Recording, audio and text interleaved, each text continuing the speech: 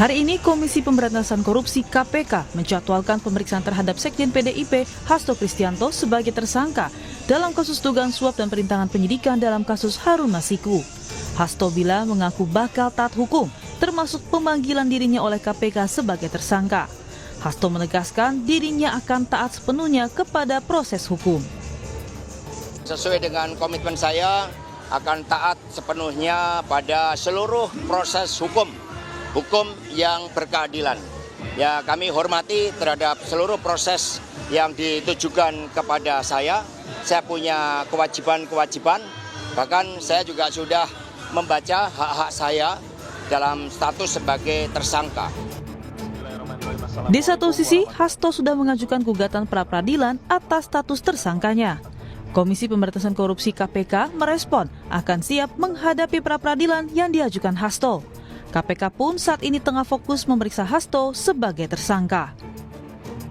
HK mengajukan pra-peradilan itu adalah haknya dari yang bersangkutan. Jadi kami tentunya nanti akan ada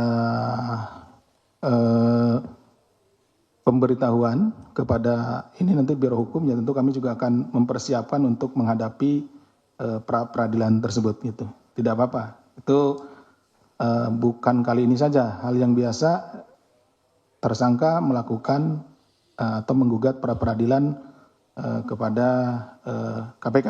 Upaya paksa nanti lihat saja di hari Senin ya, kita tunggu apakah sudah cukup kecukupan alat buktinya dan lain-lainnya, tinggal kita tunggu. Hasto Kristianto ditetapkan sebagai tersangka dalam kasus dugaan suap dan perintangan penyidikan dalam kasus Harun Masiku. Di program On Point with Adisti di kanal YouTube Kompas TV Podcast, mantan penyidik senior KPK Novel Baswedan menyebut nama Sekjen PDIP Hasto Kristianto sudah diajukan penyidik sebagai tersangka yang menyeret Harun Masiku tahun 2020. Novel juga mengungkap peran mantan Ketua KPK Firly Bahuri saat awal OTT terhadap Komisioner KPU Wahyu Setiawan. Kata Novel, Firly menggelar konferensi pers justru pada saat penyidik belum selesai OTT. Saat itu sebenarnya dalam expose pun diajukan penetapan tersangkanya bukan cuma Harun Masiku, tapi juga Hasto.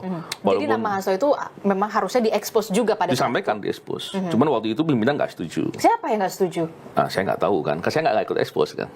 Cuman memang dalam dinamika expose itu biasanya ada diskusi, ada perbincangan di sana. Tapi salah satu hal yang kemudian diputuskan itu adalah mungkin ya, saya nggak tahu persisnya. Cuman sepertinya waktu itu yang saya pahami dari cerita kawan-kawan itu adalah setelah Harun Masiku tertangkap baru dibahaslah soal Hasto. Prosesnya masih berjalan. Tiba-tiba pimpinan KPK ada yang menyampaikan. Dan pimpinan KPK-nya adalah orang yang punya pengalaman di KPK sebelumnya. Dia pernah jadi deputi dan dia paham mekanisme itu.